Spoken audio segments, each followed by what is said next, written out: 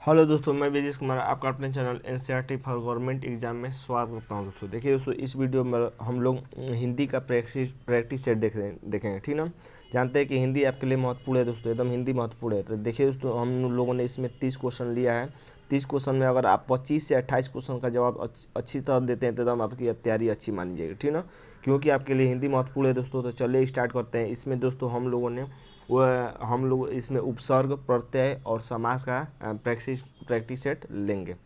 देखेंगे कि क्या क्या क्वेश्चन है। तो पहला क्वेश्चन है कि कर्मधारय समास के 3 उदाहरण कौन है। ऑप्शन है पीताम्बर, नवानन, त्रिलोक, नीलकमल, सदाचार, महापुरुष, नीलकमल यथाशक्ति, सदाचार की रूपग्रस्त, चतुर्भुज, नवरस।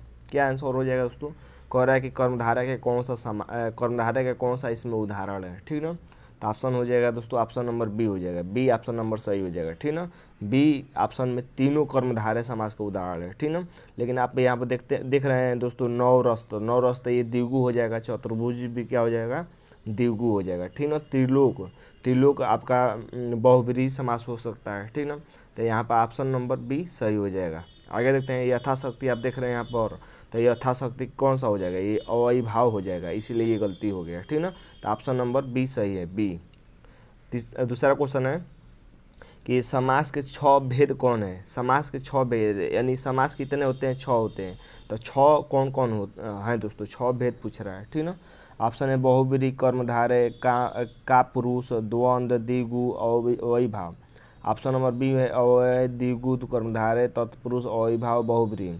तीसरा ऑप्शन है अव्यय, कर्मधारय, तत्पुरुष, द्वंद्व, द्विगु, सुग्रीव। चौथा ऑप्शन है द्वंद्व, द्विगु, कर्मधारय, तत्पुरुष, अवयवी भाव, बहुब्रीहि। तो आपने समास पढ़ा है दोस्तों। तो समास के कितने भेद होते हैं, 6 होते हैं। तो 6 भेद कौन कौन होते हैं ये पूछ रहा है, ठीक है। तो क्या आंसर हो जाएगा, ये हो जाएगा दोस्तों ऑप्शन नंबर डी हो जाएगा, डी हो जाएगा। ये द्वंद्व समास होता है, द्विगु भी होता है, कर्मधारय भी होता है, तत्पुरुष भी होता है, अवयवी भाव भी होता है और बहुब्रीहि भी होता है, ठीक ना।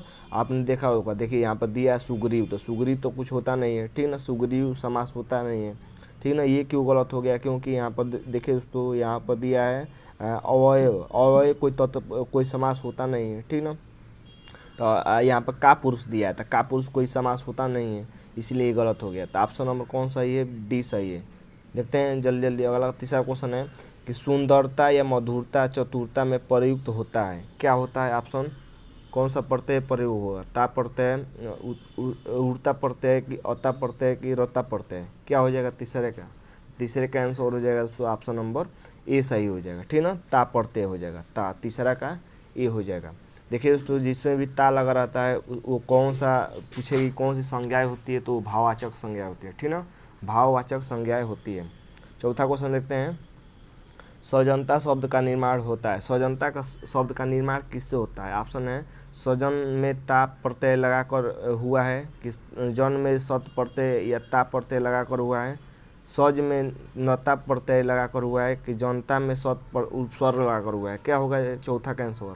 चौथे का आंसर हो जाएगा दोस्तों ऑप्शन नंबर बी। याद रखिएगा, महत्वपूर्ण है। स्वजनता में दोस्तों सत में अगर जन प्रत्यय जुड़ते हैं ना, जन और ता प्रत्यय, जन और ताप जुड़ते हैं तो बनता है सजनता, ठीक है। एकदम महत्वपूर्ण है। पांचवा क्वेश्चन देखते हैं, सौमित्र में जोड़ा गया है। सौमित्र में क्या जोड़ा गया है, ओम जो प्रत्यय जोड़ा गया है, कि तरह प्रत्यय जोड़ा गया है, कि अप्रत्यय, कि इत्र प्रत्यय। क्या हो जाएगा पांचवे का आंसर। तो पांचवा का आंसर हो जाएगा उसको ऑप्शन नंबर सी सही हो जाएगा, अप्रत्यय जोड़ा गया है, ठीक ना। देखिए ऐसे ही क्वेश्चन एकदम एग्जाम में पूछते हैं, एकदम महत्वपूर्ण क्वेश्चन है, ठीक ना। अगला है कि नौ रस और नौ वधु। नौ रस और नौ वधु में है, क्या है दोस्तों। प्रथम में द्विगु कर है, कि प्रथम मतलब ये जो पहला नौ रस लिखा है ये द्विगु है, और दूसरा लिखा गया है नौ वधु, ये कर्मधारय है। ये सही होगा कि द्विगु समास होगा, कि कोई समास नहीं है, कि कर्मधारय समास है। क्या हो जाएगा छौवा का आंसर। तो छौवा का आंसर हो जाएगा ऑप्शन नंबर ए हो जाएगा, ठीक ना। जो नौ रस दिखाई दे रहा है ये दोस्तों द्विगु है, द्विगु मतलब संख्यावाचक है। और नौ वधु जो दिखाई दे रहा है ये कर्मधारय है, ठीक ना। नौ वधु देख कर द्विगु न मार दीजिएगा, न मार दीजिएगा, ठीक ना। नौ वधु ना तो द्विगु है और ना ही बहुब्रीहि है। ऐसे ही क्वेश्चन आते हैं तो लोग कंफ्यूज हो जाते हैं, ठीक ना। नौ वधु कौन सा समास है, कर्मधारय समास है। ऑप्शन नंबर ए हो जाएगा छौवा का। कह रहा हूँ दोस्तों सभी क्वेश्चन महत्वपूर्ण है, ठीक ना। वीडियो को लाइक कर दीजिएगा दोस्तों अगर पसंद आए तो। अवयवी भाव समास के 3 उदाहरण पूछ रहा है। आप ऑप्शन पढ़ लीजिए, मैं आंसर बता रहा हूँ, ठीक ना, क्योंकि समय भी आपको बचाना है। तो क्या आंसर हो जाएगा दोस्तों? 7वें का आंसर हो जाएगा ऑप्शन नंबर ए हो जाएगा, ठीक ना। अवयवी भाव, अवयवी भाव किस तरह पहचान में आता है? देखिए शुरू में उपसर्ग लगे होते हैं, आ प्र प्रति, ठीक ना, यही सब लगा रहता है। तो देखिए यथासंभव अवयवी भाव है, प्रत्येक में प्रति शब्द प्रति उपसर्ग लगा है, यथेष्ट में भी उपसर्ग लगा है, ठीक ना। तो उपसर्ग लगे होते हैं अवयवी भाव समास में। और कुलीन शब्द का निर्माण हुआ है, कुलीन शब्द का निर्माण किससे हुआ है, ठीक ना। आप थोड़ा सा ऑप्शन पढ़ लीजिए कि समय बचे, ठीक ना, क्योंकि समय लगेगा तो कोई फायदा नहीं होगा। तो 8वें का आंसर क्या हो जाएगा दोस्तों? 8वें का आंसर हो जाएगा ऑप्शन नंबर सी हो जाएगा, कुल में इन प्रत्यय, याद रखिएगा महत्वपूर्ण है, कुल में इन प्रत्यय जोड़ते हैं ना तो कुलीन बनता है, ठीक ना।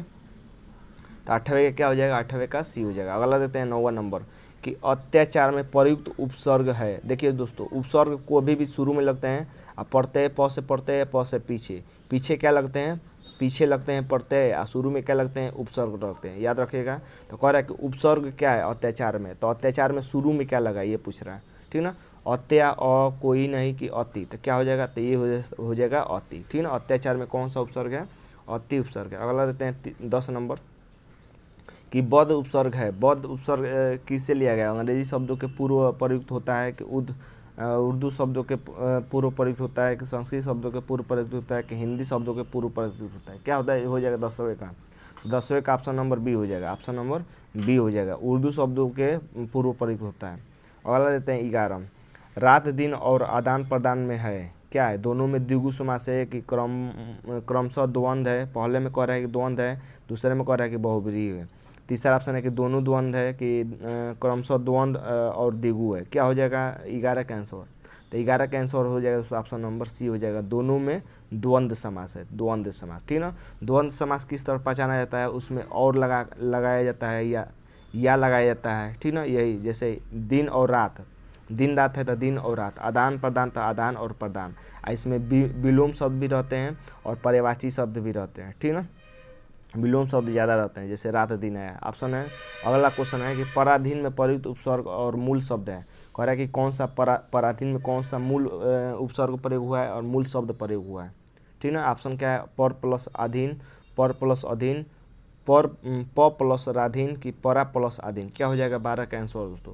तो देखिए दोस्तों, आप कभी भी अधीन शब्द नहीं सुने होंगे, अधीन नहीं होता है, अधीन होता है। तो अधीन ये खत्म हो गया, ये खत्म हो गया, राधीन तो कोई शब्द नहीं होता है। तो क्या हो जाएगा? ऑप्शन नंबर बी हो जाएगा, पर प्लस अधीन हो जाएगा। 13 नंबर देखते हैं, प्रत्यय होते हैं। प्रत्यय क्या होते हैं? वे शब्दांश जो मूल शब्द या धातु के पश्चात जोड़े होते हैं। वे शब्दांश जो शब्द के पहले लगते हैं, वे शब्द जो प्रतियोगिता का भाव व्यक्त करते हैं, और वे शब्द जो प्रति शब्द से जुड़कर बनते हैं। तो क्या हो जाएगा 13 का आंसर दोस्तों? तो 13 का आंसर हो जाएगा दोस्तों ऑप्शन नंबर ए हो जाएगा, ठीक ना। वे शब्द जो मूल शब्द या धातु के पश्चात जुड़ते हैं उसे क्या कहते हैं? प्रत्यय कहते हैं, ठीक ना। धातु पश्चात मतलब बाद में, पश्चात मतलब बाद में, ठीक ना, बाद में जोड़ते हैं। अगला देते हैं 14 नंबर कि उपयुक्त उपसर्ग लगाकर बनाया गया सही शब्द है, कि कौन इसमें से उपसर्ग लगाकर शब्द बनाया गया है? हरबिंब है कि वेगांग है कि प्रतिरोध है कि प्रतिबिंब है? क्या हो जाएगा 14 का? तो 14 का आंसर हो जाएगा ऑप्शन नंबर डी हो जाएगा, ठीक ना। प्रतिबिंब, प्रतिबिंब में प्रति उपसर्ग लगा है, ठीक ना। अगला क्वेश्चन देखते हैं 15 नंबर कि बहुब्रीहि समास वह है। बहुब्रीहि समास क्या है? जिसमें प्रथम पद विशेषण और दूसरा पद विशेष्य हो, जिसमें बहुत बोलने का भाव हो, जिसमें पहला पद अव्यय हो, जिसमें दोनों पद मिलकर किसी अन्य पद का विशेषण हो। क्या हो जाएगा 15 का आंसर दोस्तों? तो 15 का आंसर हो जाएगा ऑप्शन नंबर डी हो जाएगा, जिनमें दोनों पद मिलकर किसी अन्य के विशेषण हो, ठीक ना। अगला देते हैं 16 नंबर कि शर्त कोड और सडानन महत्वपूर्ण है, कि शर्त कोड और सडानन में समास है, कर्मधारय है, क्रमशः द्विगु और बहुब्रीहि है कि बहुब्रीहि है कि क्रमशः द्वंद्व और द्विगु हो जाएगा है। तो क्या हो जाएगा 16 का आंसर दोस्तों? महत्वपूर्ण है, याद रखिएगा। तो 16 का आंसर हो जाएगा ऑप्शन नंबर बी हो जाएगा, ठीक ना। द्विगु और बहुब्रीहि है, ठीक ना। पहला में द्विगु समास है, दूसरे में बहुब्रीहि समास है। अगला देते हैं 17 नंबर अधः पतन और अधपका में है। अधपतन और अधपका में है, ऑप्शन है क्रमशः अधस संस्कृत और अध हिंदी उपसर्ग है, दोनों में अधस उपसर्ग है, दोनों में अध उपसर्ग है, दोनों में अध उपसर्ग है। यहाँ पर अध लिखा है, यहाँ पर अध लिखा है। क्या हो जाएगा 17 का आंसर दोस्तों? 17 का आंसर हो जाएगा ऑप्शन नंबर ए हो जाएगा, ठीक ना। जो पहला लिखा है अध पतन लिखा है, तो इसमें दोस्तों अधस है संस्कृत, और औध हिंदी है उपसर्ग दूसरे वाला में, ठीक ना। औध क्या है, हिंदी है, औधस क्या है, संस्कृत है। अगला देते हैं, उपसर्ग होता है, उपसर्ग क्या होता है दोस्तों, वह शब्द जो मूल शब्द के बाद जुड़ता है, ये तब बता देंगे आप, ठीक ना। वह शब्दांश जो संज्ञा पदों के कारक चिन्ह के रूप में जुड़ता है, वह शब्द समास द्वारा निर्मित होता है, वह शब्दांश जो मूल शब्द के आरंभ में होता है। क्या हो जाएगा 18 का आंसर दोस्तों, 18 का हो जाएगा ऑप्शन नंबर डी हो जाएगा। उपसर्ग कभी भी मूल शब्द के आरंभ में जुड़ते हैं और प्रत्यय पश्चात में जुड़ते हैं, बाद में, ठीक ना, प से पीछे प से पढ़ते हैं। 19 है कि इक प्रत्यय जोड़कर बनाया गया है, ये क्वेश्चन, ये पूछा गया क्वेश्चन है, ठीक ना, कि इक प्रत्यय जोड़कर बनाया गया शब्द है, कि इक क्या जोड़कर बनाया जाता है, ठीक ना, त्वयक, प्रत्येक, सिक, दैनिक, तो किस में इक प्रत्यय जोड़कर बनाया गया, तो ऑप्शन क्या हो जाएगा 19 का, तो 19 का हो जाएगा ऑप्शन नंबर डी, दैनिक में इक प्रत्यय लगा है, ठीक ना। अगला देखते हैं 20 नंबर, कि अ उपसर्ग से बने 4 शब्द कौन है, कौन चारों ऑप्शन में अ उपसर्ग जोड़ा गया है, आप देख लीजिए, मैं आंसर बता रहा हूँ, ठीक ना। तो 20वां का क्या हो जाएगा आंसर दोस्तों, तो 20वां का हो जाएगा ऑप्शन नंबर बी हो जाएगा। अज्ञान में भी अ प्रत्यय है, अचल में भी अ प्रत्यय है, अबोध में भी अ प्रत्यय है, अकाल में भी अ प्रत्यय है, ठीक ना। अगला देते हैं 21 नंबर, लंबोदर में समास है, कह रहा है कि लंबोदर में कौन सा समास होता है, तत्पुरुष होता है कि अव्ययीभाव होता है कि बहुव्रीहि होता है कि द्विगु होता है, तो लंबोदर में कौन होता है दोस्तों, तो लंबोदर तो ये आप बता देंगे, तो लंबोदर में होता है दोस्तों बहुव्रीहि समास। बहुव्रीहि समास उसे कहते हैं जो एक अलग मीनिंग दे, ठीक ना। जैसे लंबोदर मतलब जिसका उदर यानी पेट लंबा है, ये जैसे गणेश जी, तो या इसका अतिरिक्त आंसर क्या मिल गया, गणेश जी, ठीक ना। तो यानी ये आंसर हो जाएगा सी।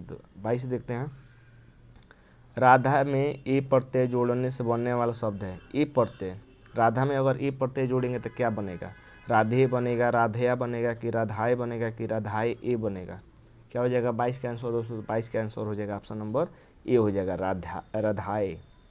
अगला देते हैं 23, राजगृह में समास है, कह रहा है कि राजगृह में कौन सा समास है, तत्पुरुष है, कर्मधारय है कि द्वंद्व है कि द्विगु है, राजगृह में, महत्वपूर्ण है, याद रखिएगा। 23 का क्या हो जाएगा दोस्तों आंसर, तो 23 का हो जाएगा ऑप्शन नंबर ए हो जाएगा, ठीक ना। तत्पुरुष, तत्पुरुष में देखिए राजगृह मतलब राजा का घर, राजा का घर, तो राजा का आ रहा है ना, तो जिसमें दोस्तों जिसमें कारक विभक्ति आती है वो कौन सा समास होता है, तत्पुरुष समास होता है, ठीक ना। अगला देते हैं, सम उपसर्ग में से निर्मित 4 शब्द कौन है, ऑप्शन पढ़ लीजिए, मैं आंसर बता रहा हूँ, ठीक ना। सम उपसर्ग किस में जोड़ा गया है, महत्वपूर्ण है, याद रखिएगा, ठीक ना। तो क्या हो जाएगा 24 का आंसर, 24 का आंसर हो जाएगा ऑप्शन नंबर ए हो जाएगा, ए हो जाएगा। संस्कार, संसार, संगीत, संगम, सम्मान, सभी में सम उपसर्ग जोड़ा गया है।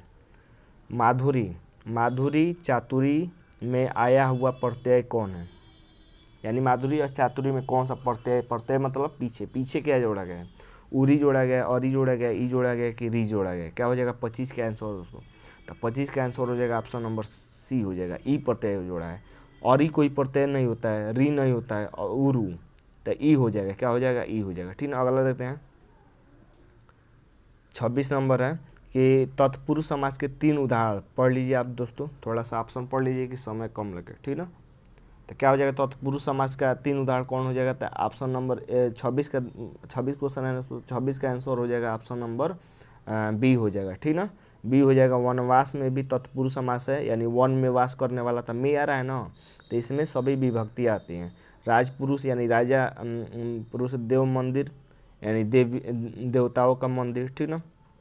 अगला देते हैं 27 नंबर, कि त्व प्रत्यय से बनने वाला शब्द कौन सा है, त्व प्रत्यय से, त्वरा है, त्वरित है, त्व है, त्वमेव है, क्या हो जाएगा 27 का आंसर दोस्तों, तो 27 का आंसर हो जाएगा ऑप्शन नंबर सी हो जाएगा, तत्व प्रत्यय है, क्या हो जाएगा तत्व प्रत्यय। अगला देते हैं 28 नंबर, 28 है कि वीड़ा पाड़ी यानी वीड़ा को ग्रहण करने वाली का सामासिक विग्रह निरूपण है, तो ऑप्शन क्या है दोस्तों, ऑप्शन पढ़ लीजिए, थोड़ा सा पढ़ लीजिए रोक कर वीडियो, तो क्या हो जाएगा 28 का आंसर दोस्तों, तो 28 का आंसर हो जाएगा ऑप्शन नंबर बी हो जाएगा। वीड़ा है पाड़ी में जिसके, यानी वीड़ा है पाड़ी मतलब हाथ में जिसके, तो उसे क्या कहते हैं सरस्वती, यानी बहुब्रीहि, ये कौन समास है, ये भी तो बहुब्रीहि समास है, ठीक ना। ये तो आसान था, आप बता दिए होंगे, ठीक ना।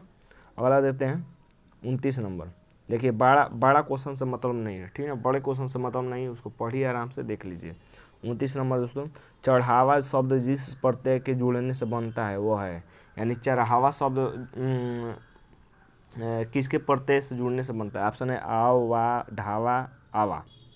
चढ़ावा में कौन सा प्रत्यय जुड़ा है ये पूछ रहा है। तो 29 का क्या हो जाएगा, तो 29 का आंसर हो जाएगा ऑप्शन नंबर डी हो जाएगा। चढ़ावा में आवा प्रत्यय जुड़ा है, आवा, वा नहीं, ठीक ना। इसीलिए कह रहा हूँ दोस्तों प्रैक्टिस जरूर मारिए, प्रैक्टिस नहीं मारेंगे तो आपको लगेगा कि हिंदी आसान है, ठीक ना।